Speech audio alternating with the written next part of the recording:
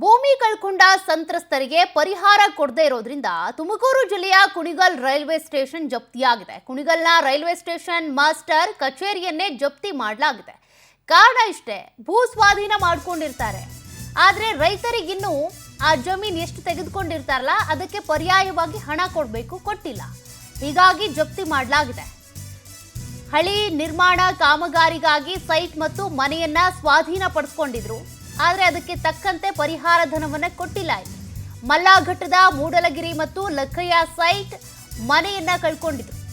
2020ರಲ್ಲಿ ಇಬ್ಬರೂ ಸಂತ್ರಸ್ತರಿಗೆ 20 ಲಕ್ಷ ಪರಿಹಾರಕ್ಕೆ ಅಂತ ಆದೇಶ ಹೊರಡಿಸಲಾಗಿತ್ತು. ಕೋರ್ಟ್ ಆದೇಶ ಮಾಡಿದ್ರು ಕೂಡ ಪರಿಹಾರ ನೀಡಿಲ್ಲ, ನಿರ್ಲಕ್ಷ್ಯ ಮಾಡಿದ್ದಾರೆ. ಇದೀಗ ಮತ್ತೆ ಕುಣಿಗಲ್ ಕೋರ್ಟ್ ಆದೇಶದ ಮೇರೆಗೆ ಜಪ್ತಿ ಮಾಡಲಾಗಿದೆ. ಜಪ್ತಿ ಮಾಡಿ ಪೀಠೋಪಕರಣ ಕೊಂಡೊಯ್ದಂತ ಭೂ ಸಂತ್ರಸ್ತರು, ಅವರಿಗೆ ಆ ಕಡೆ ಪರಿಹಾರನೂ ಇಲ್ಲ, ಸೈಟ್ ಇಲ್ಲ, ಜಮೀನಿಲ್ಲ, ಮನೆ ಇಲ್ಲ, ಏನು ಮಾಡ್ಬೇಕು ರೈತರು? ಹೀಗಾಗಿ ಸದ್ಯ ಜಪ್ತಿಗೆ ಅಂತ ಕೋರ್ಟ್ ಆದೇಶ ಕೊಟ್ಟಿತ್ತು, ಜಪ್ತಿ ಮಾಡಲಾಗಿದೆ.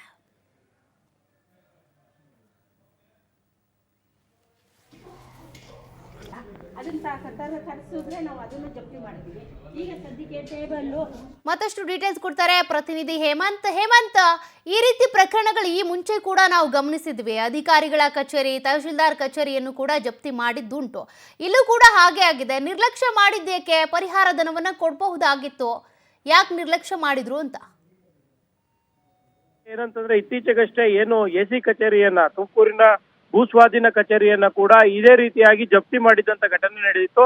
ಇದಾದ ಬಳಿಕ ಇದು ತುಮಕೂರು ಜಿಲ್ಲೆಯಲ್ಲಿ 2ನೇ ಪ್ರಕರಣ ಅಂತಾನೆ ಹೇಳ್ಬೋದು. ಕುಣಿಗಲ್ನ ರೈಲ್ವೆ ಸ್ಟೇಷನ್ ಅನ್ನ ಜಪ್ತಿ ಮಾಡಿರುವಂತದ್ದು. ಇಲ್ಲಿ ಏನು ಮಲ್ಲಾಘಟ್ಟ ಗ್ರಾಮದ ಮೂಡಲಗಿರಿ ಮತ್ತೆ ಲಕ್ಕಯ್ಯ ಅನ್ನುವಂಥವ್ರು ಜಮೀನು ಮತ್ತೆ ಸೈಟ್ ಮನೆಯನ್ನ ಅಷ್ಟನ್ನು ಕೂಡ ಕಳೆದುಕೊಂಡಿದ್ರು. ಏನು ರೈಲ್ವೆ ಹಳಿಗಳ ನಿರ್ಮಾಣ ಮಾಡ್ಲಿಕ್ಕೆ ಅಂತ ಹೇಳಿ ಇವರ ಜಮೀನನ್ನ ಒತ್ತುವರಿಯನ್ನ ಮಾಡಲಾಗಿತ್ತು, ಮತ್ತೆ ಭೂ ಸ್ವಾಧೀನವನ್ನ ಪಡಿಸ್ಕೊಳ್ಳಲಾಗಿತ್ತು. ಆದ್ರೆ ಅವರಿಗೆ ಏನು 2020ರಲ್ಲೇ ಈ ಒಂದು ಸ್ವಾಧೀನ ಕಾರ್ಯ ಆಗಿದ್ರು ಕೂಡ ಅವ್ರಿಗೆ ಇದುವರೆಗೂ ಕೂಡ ಯಾವುದೇ ರೀತಿಯ ಪರಿಹಾರದ ಹಣವನ್ನ ಕೊಡದಲೇ ಇರೋದ್ರಿಂದಾಗಿ ಇವತ್ತು ಕುಣಿಗಲ್ನ ನ್ಯಾಯಾಧೀಶರು ಏನೊಂದು ಆದೇಶ ಮಾಡಿದ್ರು, ಕಚೇರಿಯನ್ನ ಜಪ್ತಿ ಮಾಡಬೇಕು ಅಂತ ಹೇಳಿ. ಆ ಒಂದು ಆದೇಶದ ಮೇರೆಗೆ ಇವತ್ತು ಕುಣಿಗಲ್ನ ರೈಲ್ವೆ ಸ್ಟೇಷನ್ ಅನ್ನ ಜಪ್ತಿ ಮಾಡಿರುವಂತದ್ದು, ಅಲ್ಲಿರುವಂತ ಪೀಠೋಪಕರಣಗಳನ್ನ ಜಪ್ತಿ ಮಾಡಿ ತೆಗೆದುಕೊಂಡು ಹೋಗಿರುವಂತದ್ದು. ಮತ್ತೊಂದು ಕಡೆ ಏನು 2020ರಲ್ಲೇ ಕೂಡ ಏನು 20 ಲಕ್ಷ ಪರಿಹಾರ ನೀಡುವಂತೆ ಕೋರ್ಟ್ ಆದೇಶ ಮಾಡಿದ್ರು ಕೂಡ ಕೋರ್ಟ್ನ ನಿಯಮವನ್ನ ಪಾಲನೆ ಮಾಡದಲೇ ಇಲ್ಲಿನ ಏನು ರೈಲ್ವೆ ಅಧಿಕಾರಿಗಳು ಯಾರು ಭೂ ಸ್ವಾಧೀನವನ್ನ ಮಾಡ್ಕೊಂಡಿರ್ತಾರೆ ಅವರು ಪರಿಹಾರವನ್ನ ಕೊಡದಲೇ ಇರೋದ್ರಿಂದಾಗಿ ಈ ರೀತಿಯ ಘಟನೆ ಆಗಿರುವಂತದ್ದು.